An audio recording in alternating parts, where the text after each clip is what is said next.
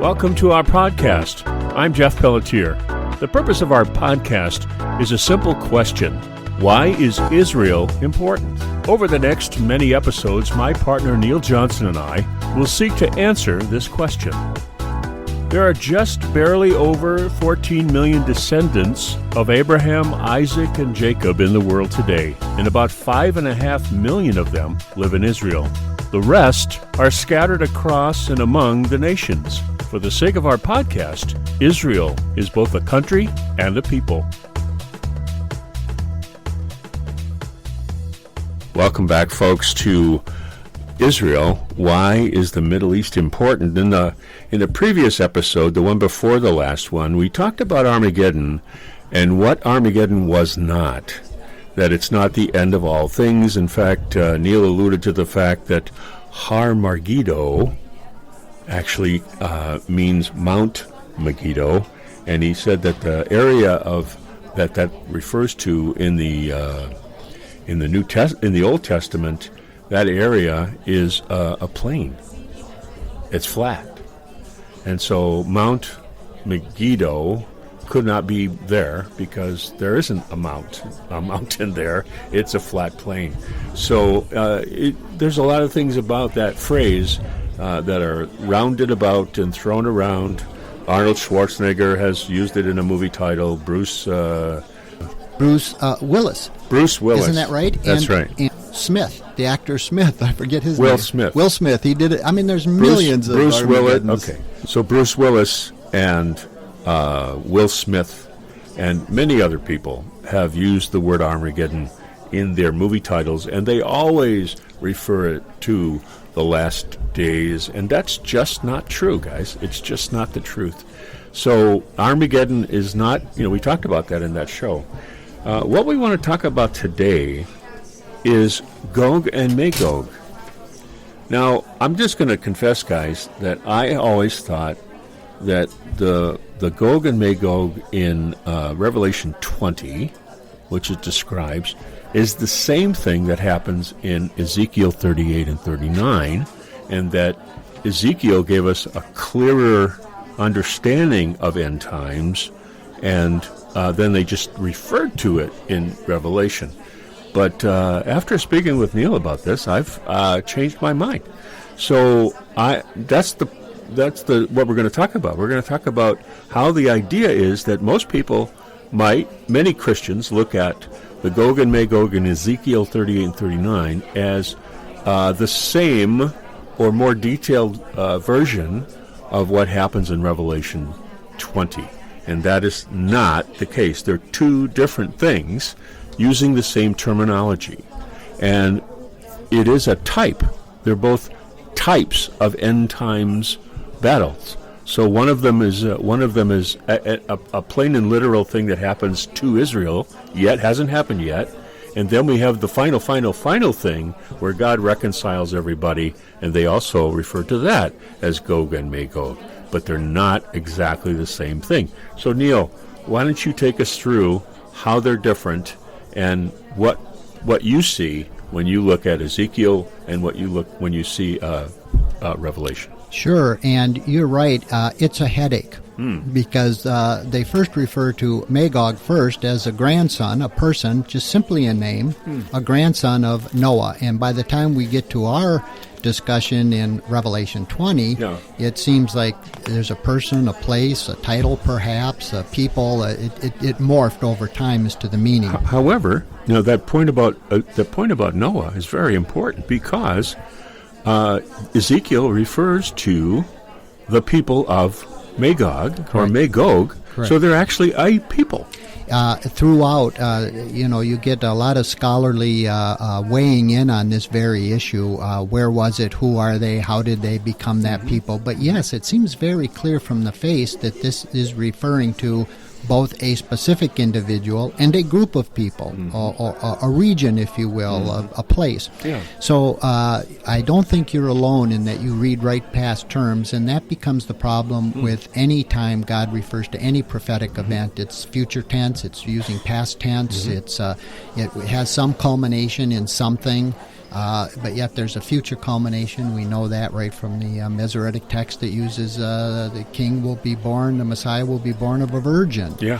Well, the text actually says by the time the virgin has a son, X, Y, and Z will have happened. So some people say that was already done away with. That's not a messianic prophecy. For us, we argue, wait a minute, why was it using the term virgin and so on? In that same vein, the words and the idea of a Gog Magog usage can become very confusing. In this case, it is used in Revelation 20, but it uses somewhat different ideas as opposed to the soon coming invasion of Israel by another person identified as Gog and people Magog. In the two chapters of Ezekiel 38 and 39. For instance, Jeff, why I think they're two separate events, there's a number of reasons, but primarily it has to do with the fact that the messianic reign of 1,000 years, at the end of that in Revelation 20, that rebellion is only led after Satan is loosed for a short period, and he deceives the nations who are now called Gog and Magog, some kind of a conflation. Yeah. God reuses the term, right, but it means something different. Seemingly, it sure seemingly does to me. Well, you pointed out to me something that can't be explained away. In Ezekiel, God instigates bad things towards His people, right? God instigates the battle, and in Revelation, Satan clearly does it. Right. So they can't both be right. I mean, in terms of one of them, it's two different things. Right. It's God is not Satan, and Satan is not God. Right. So right there is exactly right. There's a couple of main things, and that would be the main one. Yeah. It's clear in Revelation that Satan is the instigator of the Gog and Magog rebellion. And he deceives the nations. And the one that people are most familiar with in our time, and they wrestle with what does it mean and where and when and how and who. Same thing you and I wrestled with beforehand. Oh, yeah. Ezekiel's is so attractive to people that read the Bible because it more succinctly in two chapters lays out, well, who are these characters? Where do they come from? What do they do? And what happens to them? Yeah, exactly. Most places it's not as easy to find those answers as quickly as Ezekiel 38 and 39. Yeah. So let's talk about, because the Ezekiel event is yet to be also. Right, exactly. Yet to be also. So tell us, and you and I have had this discussion, and you've kind of laid it out for me. But that Ezekiel battle is, like I said, is yet to be. It's future. But you think it's imminent. I think it's imminent. Let's hear that. Well, we have this idea that Israel is dwelling at peace. They're dwelling securely. They're in unwalled villages. There's no bars or gates around them. Well, anybody who's been to Israel knows that is not the reality of the situation. And how many times today. have you been to Israel? Oh, I don't know, 10, 12. 10 or 12 times. More, okay. Maybe so. Okay. Not as many as I would like, okay? Right, yeah, I know you've said that many times. Right. So, and I really, really envy the fact that you've been there so many times. I have not been once. So. Well, we'll change that soon. Yeah, we have to. We have to do that. It's on the bucket list. Yeah. Yep. So, but there's a number of things laid out, and one of the main ones is who are these protagonists in Ezekiel 38 and 39 that come with this character, this person, this entity that is specifically called out as the leader of this consortium. And those places, for the most part, some of them are conjecture based on scholarly research, where and what region and what people group and so on, but a number are specifically identified that we know where they are and who they are. And one of the main ones, of course, is present-day Iran or ancient Persia.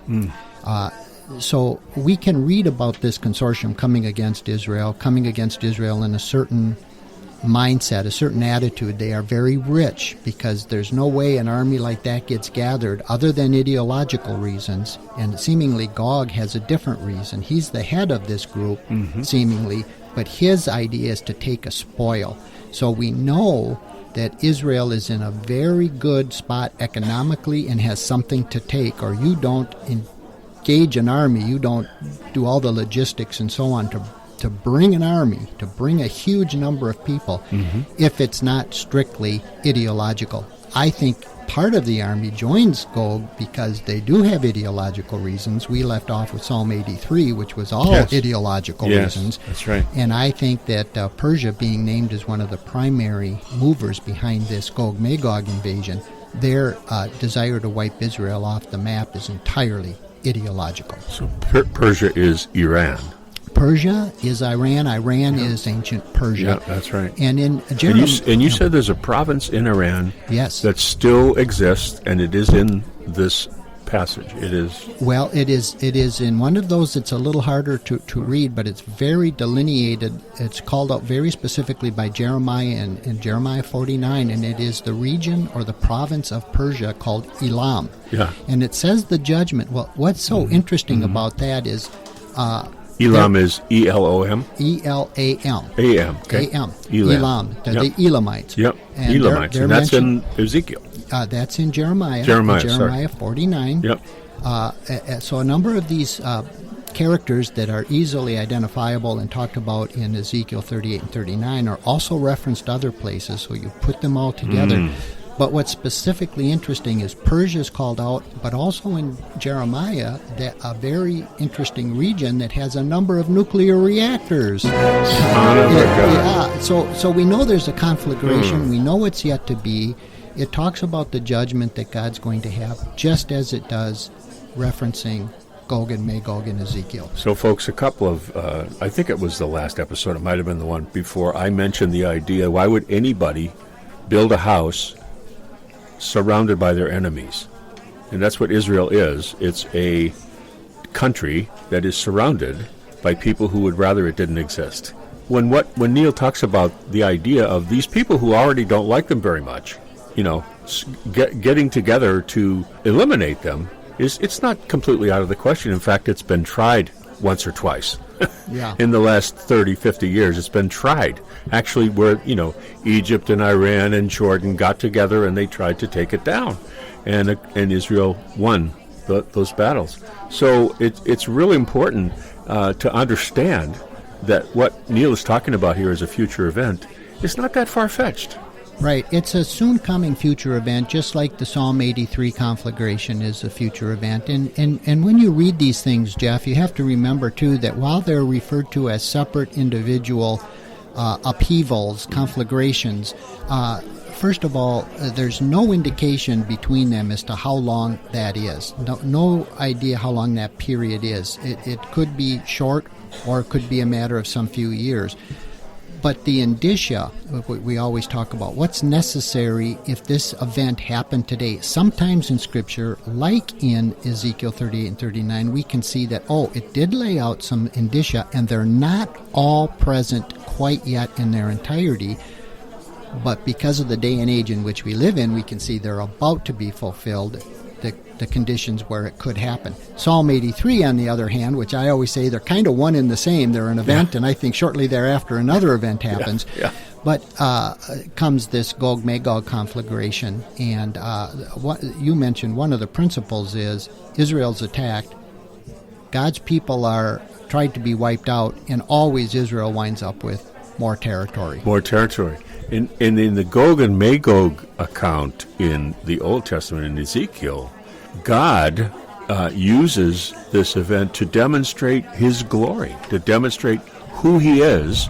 And if that's a futuristic event, for Christians, that's a powerful thing. Because our God, the one we are defending all the time, the God of Israel, that God is our God.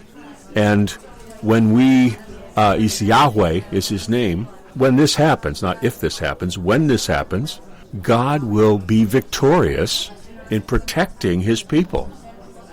Right, and it's very clear that God makes it abundantly clear in these 2 chapters specifically that it is He who is intervening. It is He who is raining down the fire, causing the earthquake, causing the destruction of all these people, which God never wants to kill people. No. But the fact is, this Gog-Magog cataclysmic conflagration is exactly like the parting of the Red Sea. It is so enormously, so miraculous, so incredible that the nations will look at it and say, how else could they survive? Even if I was so thick to think that Israel's restoration to the land and their survival up to the present day was not miraculous, because a lot of people just don't know how miraculous it was. What a great story. This conflagration that will soon be before us makes it abundantly clear that the nations, all the people around the globe, in our snow globe as we always call it, will say,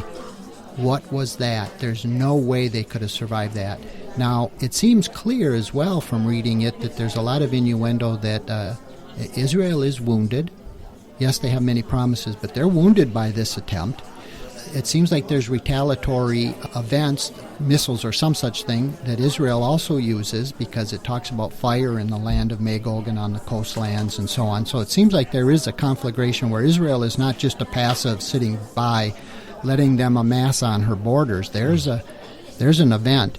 And if we read other verses, we do see that it cryptically talks about the kings of the east coming across a dry Euphrates at some point. And I think it very well could be one of these, this event or the other Gog-Magog event as well.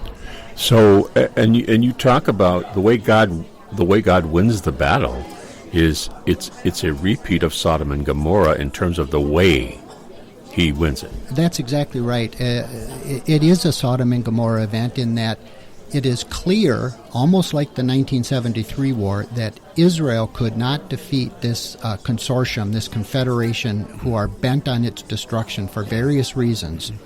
And everybody, Israel included, but all the nations will say that had to be God. And in fact it was, because it makes it clear that it is not the IDF, the Israel Defense Forces, in any way, even though there's retaliatory strikes it alludes to, that defended and kept out this invading horde. It is God who on the mountains of Israel, as it says, He will wipe them all out, and it will take 7 years to bury them all. 7 years to bury them all. And they will use the weapons that were formed against them, it says in Ezekiel, to provide fuel and resources for themselves. Right, which would be totally inconsistent with any sort of messianic reign, because it seems foolish that right after Satan is left loose, it seems to go into a whole new realm, a whole new, what I'll call, Jeff, the eighth day experience, where there's a new Jerusalem and a new event and a new reality, a new dimension, if you will, that's outside of our snow globe, that we are bound by these 3 or 4 dimensions we're cognizant of today, where all kinds of things begin to happen. So there would be no need to burn fuel by an invading force. And Neil, you when you talk about the fourth dimension, there is evidence in Ephesians. Paul in Ephesians chapter 3, where Paul talks about the height and depth and width and length of the love of God, which is 4 dimensions. Right, yeah. It seems like there was a lot of mystics through the years who alluded or hinted or had some picture of these other dimensions, and today we can go by science, and they have all kinds of theories and string theories and macro cosms and microcosms and quantum physics and all these different theories. Quantum mechanics. Right, that basically Einstein opened up this new way of thinking. He did. And we are the products of that today with even our movies. You mentioned some, but even our movie The Matrix. Is this all just a simulation? Is this all created? And in effect, you could say, kind of, yes. We live in a snow globe for a very defined purpose. Why exactly, I don't know, but we are bound by the reality of this dimension. And in this dimension, Israel is front and center, primary, and we're about to see, cognizant or not, people who are going to be led by thoughts directed from our adversary or not, that they want to wipe out Israel, and as we always point out, for one very specific reason. if there are no Jews, if there is no land, if there is no temple, none of the promises of God for redemption for all humanity can come to fruition. They cannot. He has lost. Israel must exist for all of that to come to fruition. So if Israel is wiped off the map, they cannot happen. And they don't mean anything. Those promises mean nothing. Because it proved that God is not capable. Yeah. That faced with the adversary, Yeah. we call them demons. There are a number of them, Yeah. not just in number, but types. Sure. There's a number of hierarchy. Yeah. They are, in themselves, stronger than our God who gave all these promises to us through Israel that completely depend on there being an intact, viable, healthy people and land called In Israel. the land. Right. So we talk about that in the opening of our show, that Israel is both a people and a land. And the promises about the land, which are everlasting, it says. Those promises are everlasting. And they will be his people forever, it says. Is it true or not? And can it and if you're looking at the situation, folks, and you're going, well, I don't really care about that. That's another thing. I don't even, I don't see that at all. But we have this huge body of evidence in the book, Ezekiel 38 and 39, right? And then we have Revelation at the end, right, where God makes it all right and brings down a new planet or a new land or a new city, right? We continue to be with him, and he continues to be with us. And that's a really powerful thing. And it's not just science fiction, as it were, because, as we pointed out, even the scientists today can see all of this reality of things like time travel that once was just pure science fiction. Now we can see, no, they can actually do models for that. Different realms of dimensions, as we call it. Absolutely, we know the universe is now finite. We know that while it's ever expanding, it has an end, which means it also had a beginning. Yeah. So in our belief, we say God said, let there be, and there was out of the chaos. Well, science, of course, they just say out of nothing came an explosion, so nothing caused an explosion. Well, the point is that nothing caused it. Nothing caused the explosion, but there was nothing, and we had an explosion. Yes, exactly. But all those theories are being done away with, and we're expanding our understanding, and it's happening to Christians too, that while we recognize it and it's consistent with what was written, it is entirely different than we would assume. The only consistency we have is that this opposing force wants to do away in our dimension, our snow globe, with the people and the land of Israel, or there is no redemption. So as we look at that story in Ezekiel 38:39, there is a reference, and I don't want to spend a lot of time on this, but I mean, just to make it real, there's this thing called Rosh, R-O-S-H, Rosh, and that has been alluded to as Russia. Correct. Right? And we know that Mr. Putin is not a big fan of Israel for a variety of reasons, right? He's an ally with Iran, number one, but Iran is committed to the destruction of Israel, but also he's Russian Orthodox, and the Orthodox are very oriented towards Christianity replacing Judaism. We can destroy Israel because it's not a problem, because they're obsolete. We don't need them anymore. We're the people. We're the chosen ones. So there's a couple of reasons why Putin getting involved or Russia getting involved wouldn't be far-fetched. Well, it's not far-fetched by any stretch of the imagination, looking at the news today, and whether it's Putin or he gets assassinated or sick or anything, and it's somebody else, the idea that Russia is aligning itself with Turkey and Persia, Iran, you can see it daily on the news, both economically and politically. They are aligned and aligning more so every day, which again is this interesting idea of strange bedfellows coming for a common goal.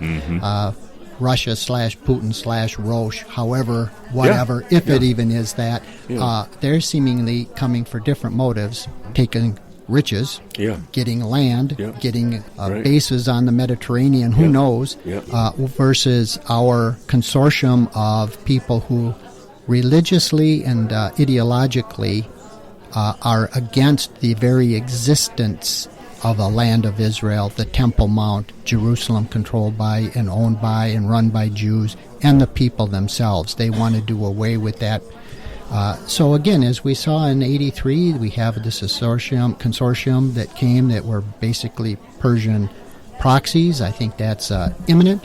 We have some things in 38 and 39 that still have to be kind of fulfilled, if you will, or facts on the ground, which definitely would happen from a pre-Psalm 83 type invasion. It would make them much more secure. It would make them much less susceptible to suicide bombing and so on. They'd have a huger area of buffer, as it were, and that could easily set up this 38-39 Confederation war that happens with Persia still pulling the strings to some degree. And God rescues Israel. God delivers them. There you go again. There it is again. God delivers them from that battle, and they are victorious. And they don't fire a shot.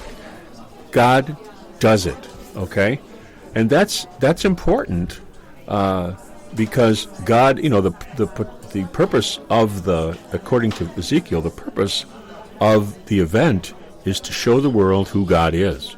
Right. God is claiming, these are my people, I am their God, and I am the God of all gods, and he gets the glory, which is what. And that, if you think about the redemptive effect of people coming to that God as a result of this event, an event like this, it's a huge welcoming, a huge invitation for people to believe. Well, as you said before, it is a type of redemption and restoration, but we've seen it before. We saw it at the Red Sea. I mean, you have to remember that while Israel may or may not have fired a shot, it seems like maybe they did. There's fire in Megog. It sounds like that's illusion that they were trying. But yes, God rescues them specifically. It's He who does it in spite of their own. In other words, the Israeli Defense Forces doesn't keep this consortium, this confederation away. God says, I'll do it. So they obviously, where He intervenes is they're already on the land. They're in the mountains of Israel. But to your point, we saw this before when Moses took the people right to the Red Sea, and God directly intervened then. He provided a way for them out. It was still scary. It was still hard, all this. But when the Egyptians tried to follow them, God destroyed them. And we see that throughout Scripture in many different times with some of these very same people that are enumerated in the Gog Confederation, that God's dealt with them in the past in some of the similar same ways. So there's nothing new under the sun. But again, just as the Egyptians looked at that conflagration, they were forced to say, God is with these people. And we see that later when the Israelites went through the desert, the wilderness, that various kingdoms who were opposed to them said, we have already heard of you. We already heard what happened at Red Sea. This event of Gog and Magog, the whole world will have seen it, probably today by TV, and will say, that's impossible. How are they still there? And it will be another Red Sea miracle kind of event. And what do you, folks, what do you think the effect of that will be on the world economy when an event like that occurs? There'll be short-term, for sure, short-term depression, all kinds of, for us. I mean, our world will come crashing down. But God, as it says, will restore, and He will bring back. And it takes 7 years for everything to come back. But, the Great Depression was 15 years, so, it's not that big a deal.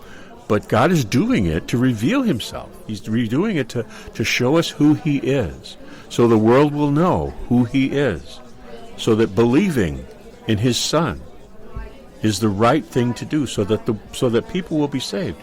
And so I'm thrilled. I hope I don't go through it personally, because it's going to be difficult, and I pray about it. But we talk about Israel. Why is the Middle East important? And if this doesn't help you see that, I don't know what will. We're going to keep talking about it, of course. We talked about the settlements in the last, and we talked about the land and what God said about the land, and they keep getting more land, and they keep getting back what God gave them, and isn't that interesting? So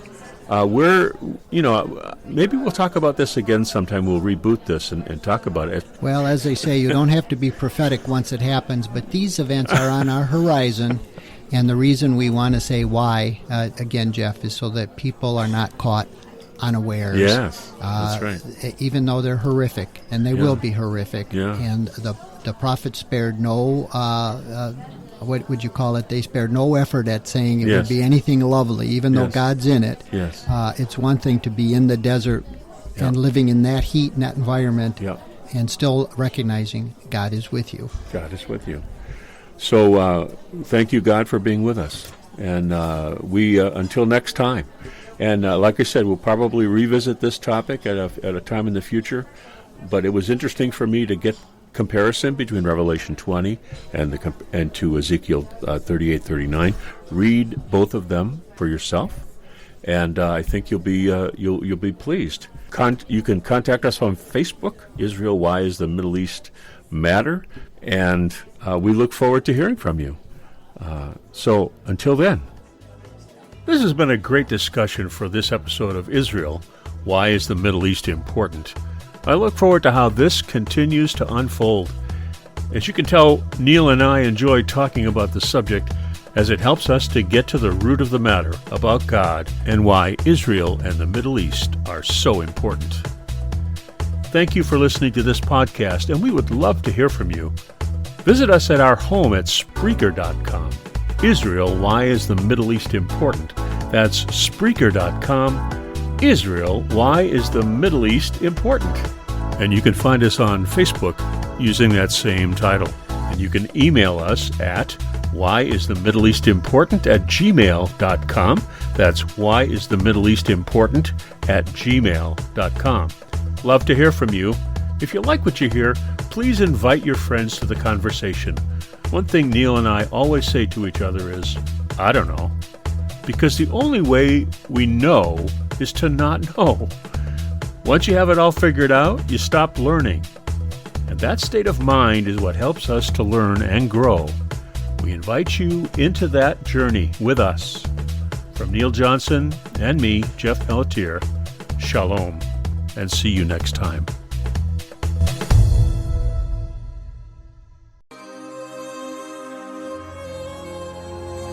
יברכך אדוני וישמרך,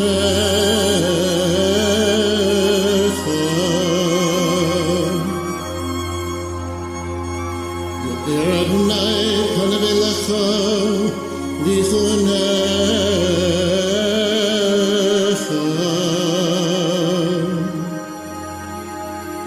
שא פניו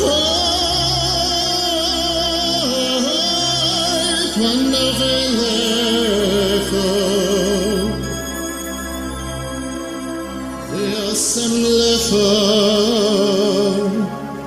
שלום.